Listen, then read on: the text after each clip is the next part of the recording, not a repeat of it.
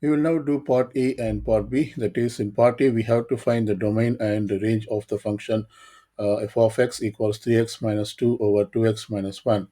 And this function f of x is basically a rational function. And we will also do part B, which is f inverse of x. So let's find the domain of this function f of x.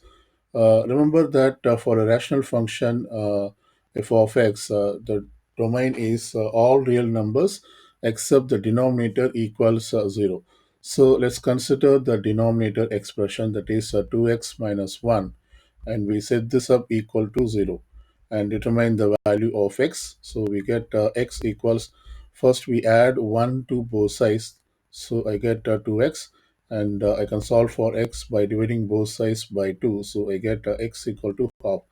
So we see that when x equal to half, the denominator becomes 0, and that means we have to exclude this value of x in real numbers to calculate the domain. So therefore we can represent the domain of this function in interval notation is all real numbers except this half. So I start from negative infinity to half, and this union with this is union this is union with half to the positive infinity. So therefore, this is the domain of the function in interval notation.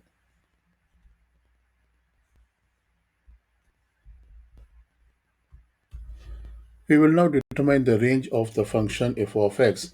For this, we are going to find the f inverse of the function, because according to the function definition of function and inverse function, we say that range of the function f of x, and this equals the domain of the inverse function, domain of f of x.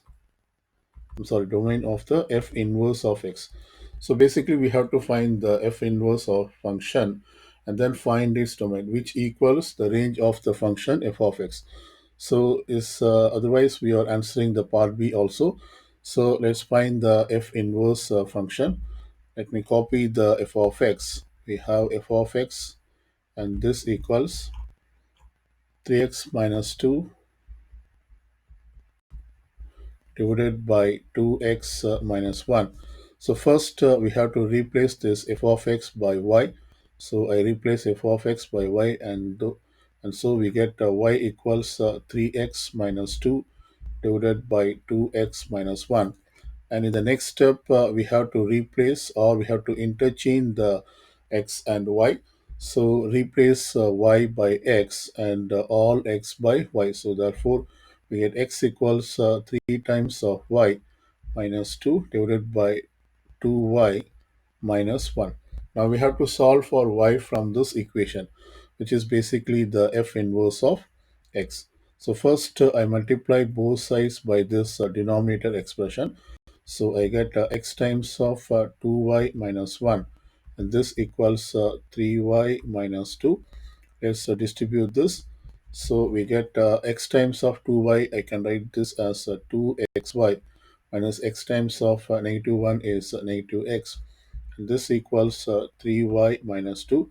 Now let me put this expression to this side.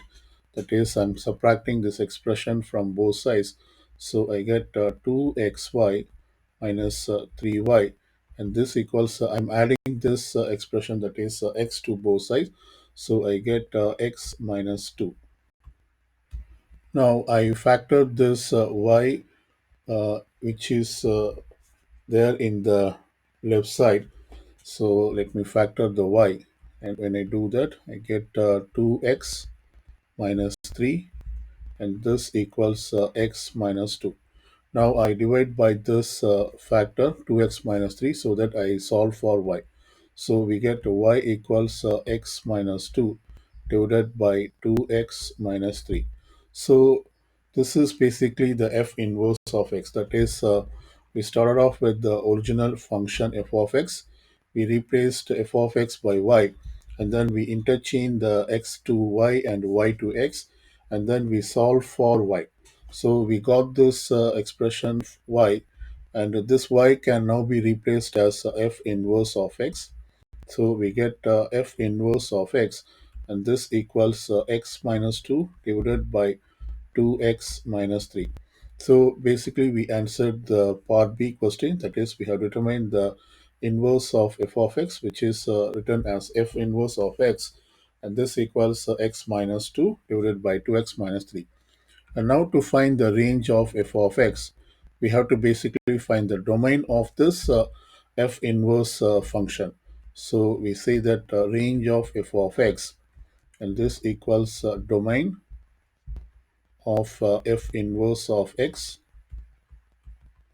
So let's find the domain of this f inverse x function. So for that, once again, we have to set the denominator equals 0 and exclude that in the real number system. So I am considering the denominator expression 2x minus 3 and set this up equal to 0. And so we get 2x equals 3. And from this, we solve for x, that is x equal to 3 by 2.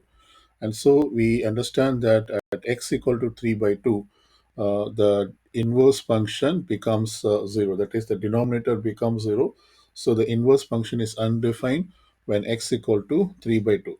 So basically, the domain of this inverse function is, we can write this in interval notation as from negative infinity to 3 by 2, and then union 3 by 2 to infinity.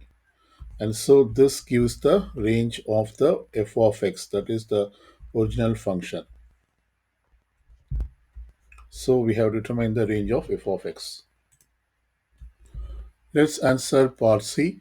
Here we have to determine f prime of x, that is the derivative of the function f of x, and we should also show that the function is always increasing. So let's do that. First, I'm going to find f prime of x, which is the derivative of f of x.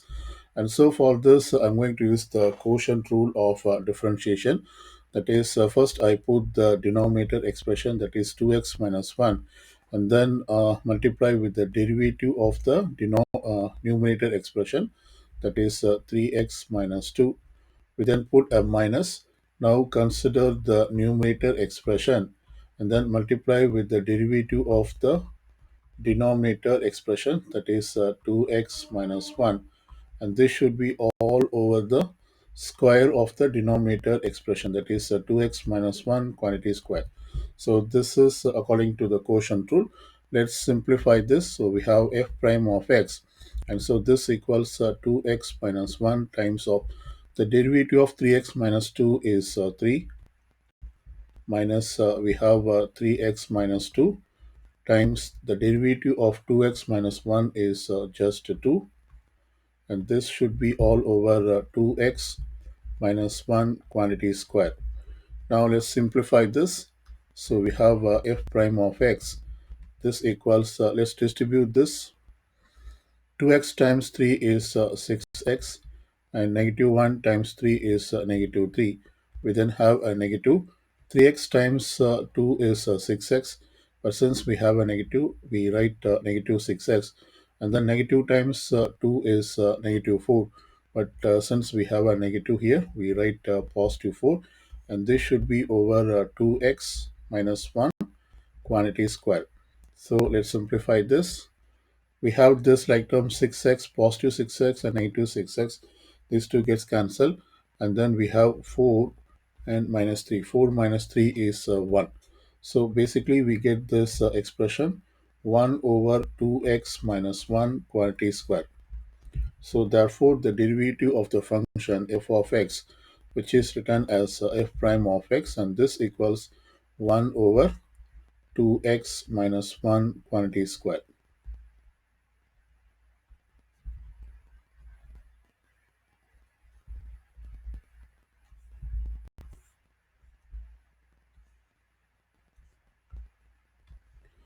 We now show that the function is always increasing. So for this, we are going to use the first derivative test. According to the first derivative test, we say that a function f of x increasing whenever its derivative is positive. That is, when f prime of x is greater than 0, we say that the function is increasing. And so let's utilize the derivative of the function f of x, which is f prime of x. And in this, we have 1 over 2x minus 1 quantity square. Let me write this. This is f prime of x. And so this equals 1 over 2x minus 1 quantity square. And this is always going to be positive for all values of x, because in the denominator we have some expression, and then it's a quantity square. So whatever the value that we are going to get inside this brackets, whether it is positive or whether it is negative, we are taking its quantity square. So when you take the quantity square of a positive number, we are going to get positive, and for a negative number we are also going to get positive. Also in the numerator we have a positive quantity, that is positive 1. So 1 divided by any positive number is always going to be positive number. So according to this, we say that f prime of x is always greater than 0, that is always positive for all values of x. And this means the function is always increasing. We say that the function is always increasing.